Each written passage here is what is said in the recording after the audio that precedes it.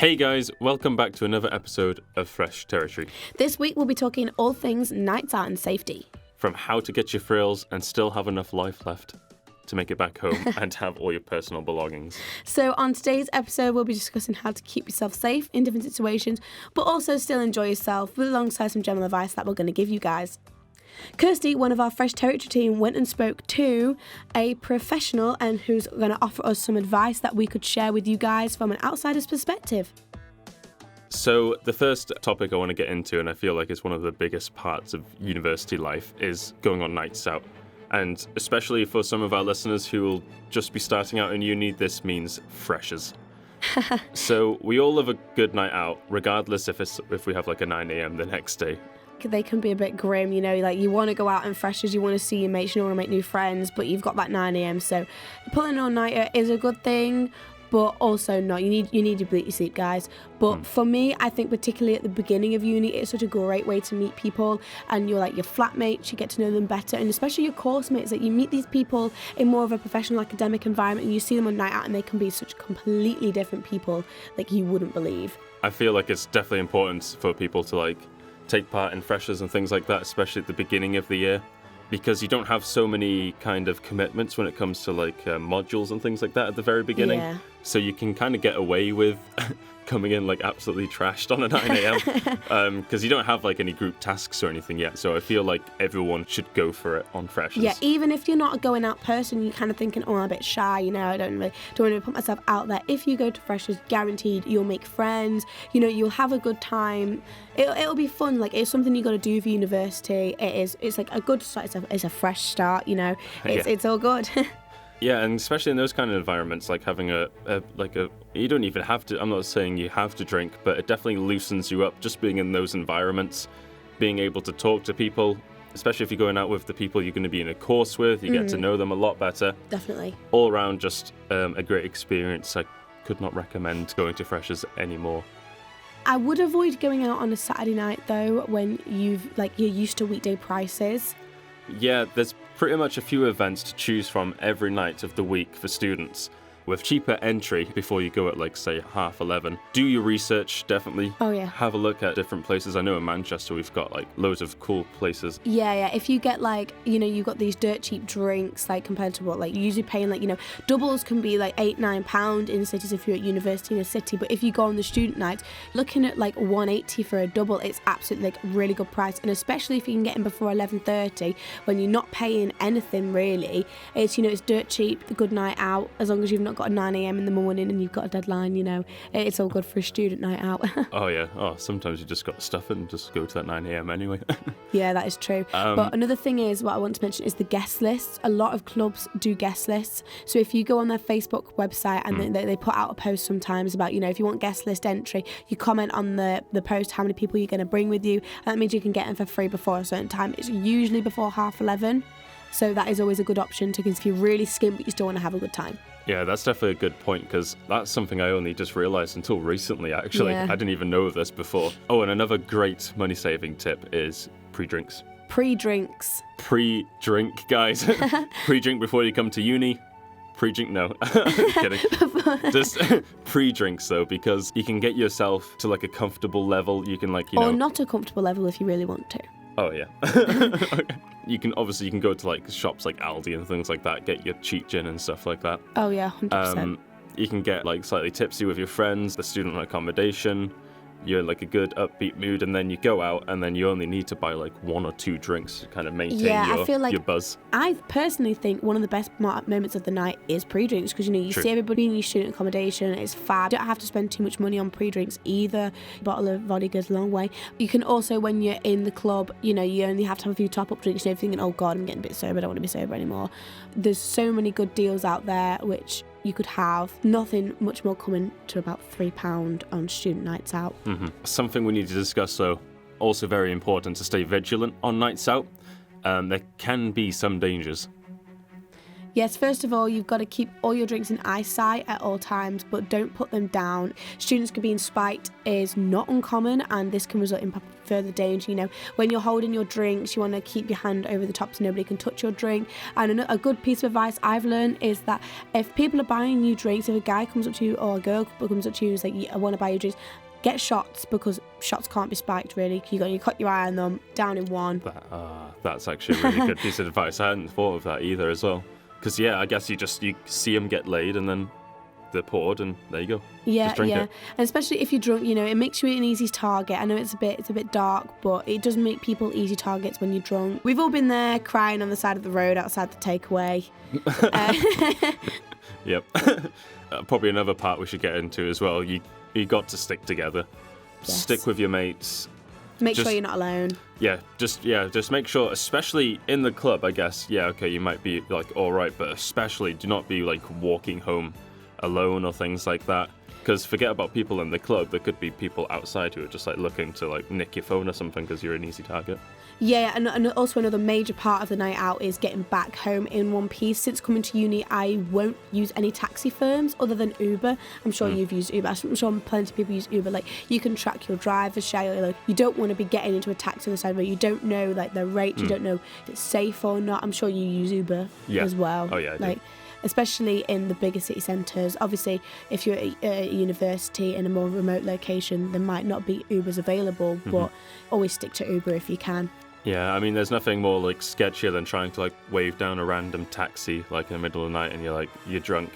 It's just much more simpler to just whip out your phone, order an Uber, and you know exactly like when they're coming. It tells you like the estimated time when they're coming. You have their license. I mean, you have their license plate and things like that. So if anything does happen, it just makes it easy to report it. If you or any of your friends do peak too early, in worst case scenario, you do need to be sent home. You can ring it beforehand. You can always use an Uber. Like in light of recent events, the tragedy of Libby Squire's death, it's so important to always look out after your friends on a night out. Like, you've got to think, at the end of the day, they're my mate. I want them to get home safe. Because we've all been in I'm sure everyone's been in like a state before. Stick with your friends. Look out for them because they're going to look out for you. Yeah. Another topic we should get into, and this is also definitely about uni life, is drugs. Now, here at Fresh Territory, we do not condone the usage of any, illegal substances. It's a part of uni life. We've got to accept that, and I feel like we should talk about it. So, obviously, we're not going to promote drug use, like I said, but we do want to educate people how to just be safe if they are going to. Because I feel like inevitable that you're going to at least run into drugs at some point. Yeah. People do like to experiment. The unexpected situations can arise. Somebody may just whip out a small bag which you don't know was there. So you just might end up in situations where you think this might happen and you don't want to do it unsafely. Exactly. In these situations, it's important, not to feel pressured. If you are being pressured, then you definitely don't want to get into that. Because, if you think about it, if you're already feeling really pressured and you're taking something anyway, you're only going to have a bad trip anyway because you're just going to get paranoid. It's not going to be a good time. No, and you don't want to be doing it with people who are pressuring you anyway. Yeah. It should be laid back and with, your proper, good mates. Yeah, in a comfortable environment. What I would also avoid doing is mixing alcohol with drugs. It can be extremely dangerous, and it could end in disaster. It's not the best thing to do. Stick to one or the other, I'd say. Oh yeah, because that means that you can kind of keep track of the effects. If this sounds familiar to you, be careful. You also got to make sure you know what's going to be in your substances. That sugar literally might be sugar. Some people mix it with washing detergent and all manner of stuff. So make sure if you are doing this, do it safely and make sure you know what product you're having. Oh, definitely, yeah. Another topic I want to talk about is home property and safety. Definitely, yeah, regarding to where you live. So this is probably a very important one. Yeah, I live in the student accommodation and it's pretty secure, but there is still some things you can do to be safe. I always make sure my room's locked, especially if I'm hosting prees, because you don't always I do trust all of my flatmates, but you never know who's going to be wandering in and out of the flat. Just to 100% be sure, I like to lock my room. Even if people want to use the loo, I'm kind of I'll kind of stand outside and wait because I don't want people nicking my stuff. Also, I make sure all my expensive belongings are insured. secured, such as my laptop and my phone, and I keep them kind of more discreetly, if it's pre's and stuff. Exactly, yeah. You can just take kind of like those basic precautions anyway, just make sure your stuff doesn't get nicked. Talking about stuff getting nicked, I actually discovered this website called immobilize.com. Essentially, what it is, it's kind of like you'll take like your items and you like register them on this website, and it's also a police database. So if they're ever stolen, it makes them virtually like impossible to sell, and also it just aids the police's investigation into finding stolen property and things like that. So it can help the police like find your things a lot easier. It's just a handy thing to do, like especially if you know of this, the website immobilize.com, it's worth doing, really, I think. But another thing which to be wary of, I think, is talk about nights out and stuff. If you're bringing back people to your flat, if you happen to bring somebody back, if your flatmates are in, it's all the better. Even if you don't get along with them, make sure you know who you're bringing back with you, because you're bringing these people into your essentially your home. Obviously, it's your uni home. These people are dangerous people. You don't want them to know where you live exactly, because student accommodations can be easy places to get into as well, even if you don't have an ID card. I think people can get in various ways, you want to make sure. For myself, actually, I live in a house, so I've only got like 2 roommates, but still the same things apply. If your like flatmates are home, that's like just all the better. But just making sure, obviously, doors are locked. That's like just a general one anyway. Something that people do forget about: windows are locked. Make sure the windows are locked, and if there is an alarm system, just make sure it's working, and ask your landlord how to like set it up and everything. Yeah, I'm living in a house next year. I'm moving into my second year next year, and I am going to be very vigilant with the stuff I do for safety in my house. But moving on. Talking about moving on, you'll be moving on to a new city. It's important to stay streetwise. Always make sure someone knows where you are. I think that's a very good point I'd take from this too. Oh, definitely. A lot of people have been getting their phones stolen recently. I already know from like a couple of accounts from like just my friends alone.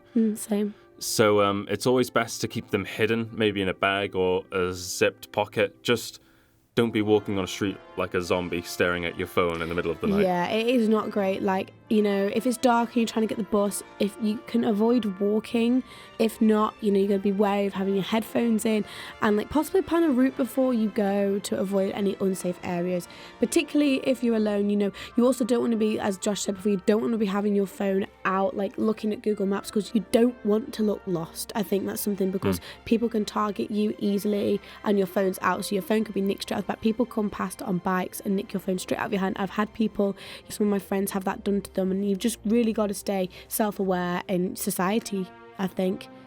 Oh yeah, definitely. Just kind of like I said before, don't keep your obviously personal belongings just like out in your hands and things like that. Especially as well, there is options for like self-defense available as well, because you can always, especially for ladies as well and men, you can buy things like pepper spray, which is like cheap, easy to use, and if you do get into like, God forbid you get into one of those like situations, it's very simple to use and it can deter people. Always as well, if you do like get into one of the situations as well, you can use things like your keys as well to protect you. I know you did something when you were walking through a dangerous area by us, and I thought it was the most genius thing ever. I would not have thought of this in like ever. Yeah. Okay. All right. I'm not recommending you do this. No, but this is quite funny.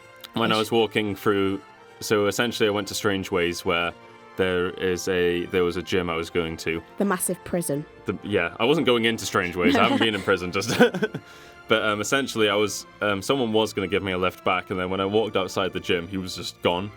So I had to walk, like in the middle of this, we're talking like 11 o'clock at night, through Strange Ways, back home, and I'm literally just wearing gym gear and a backpack, and I was like really paranoid. So like on the way back, there was a 24-hour shop. I just stopped in there, and I just bought one of these cans of the kind of like nutrient drink, these protein drinks. Thing. And because a can, when full, is like solid and quite heavy, I was like, right, I'm just going to keep this in my hand just in case if I need to sway it at someone. Just whack somebody in the head with it. But if anything was to happen, which wasn't an emergency, you can call 101 for the police assistance. But one of our correspondents, Kirsty, also one of our amazing reporters, one of the Fresh Territory team. From the Fresh Territory team, yes. Went out to seek some professional advice. And get the lowdown from the pros.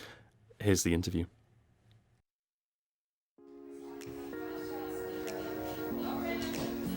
So today I'm here with Sean Owen, a police community support officer based in Preston, Lancashire. Today she's going to share with you some top tips for moving to a new city.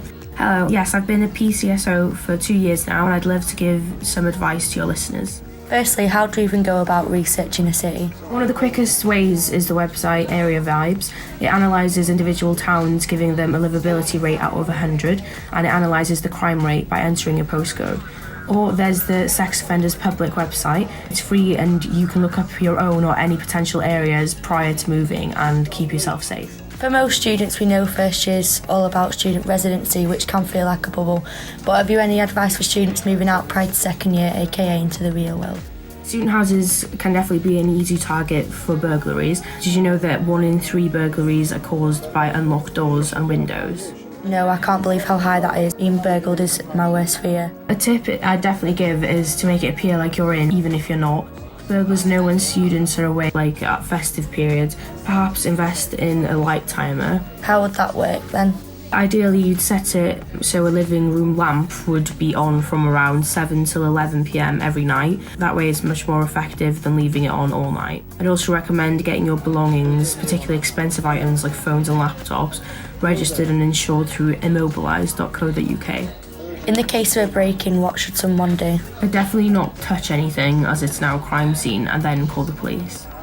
Moving on from that, have you got any advice on how to stay vigilant on a night out, as that is a big aspect of going to uni and getting to know a new city? Definitely know your limits and then stick to them, and you'll be less likely to experience alcohol poisoning and also be in a better position to help any of your friends if they have drunk too much. I agree. Do you think peer pressure influences drinking at uni? 100%. You should drink with people you're comfortable with, and that way you know you're in safe hands.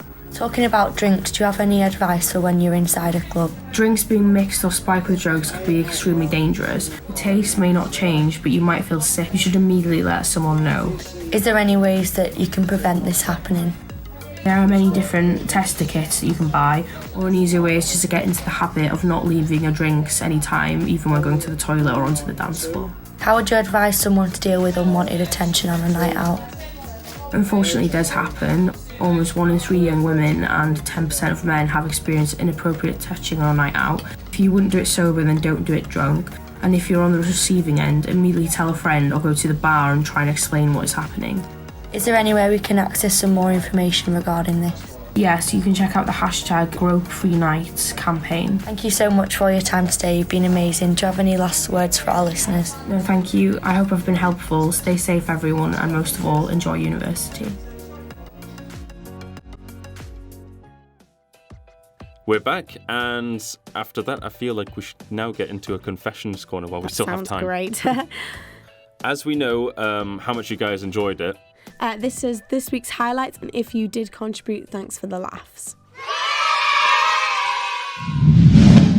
Just at the first week of uni, just before freshers started, I was at the SU with some of my friends and my girlfriend, just like meeting some new people for the year, and my eyes started getting all itchy and people kept asking me like, oh, is everything all right? And I didn't realise till I went to the bathroom, it was massively bloodshot just over my left eye. And then after I woke up the day after that, it had just gotten even worse, and I ended up spending all of freshers blind in my bedroom in the dark because my eyes were broken.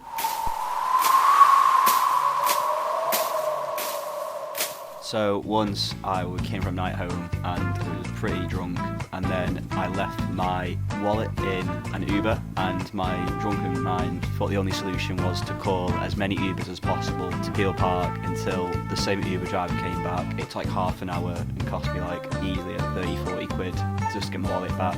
Then the same Uber driver came, but then several other Ubers came, and there was like an 8 Uber row outside the flat. Got my wallet back.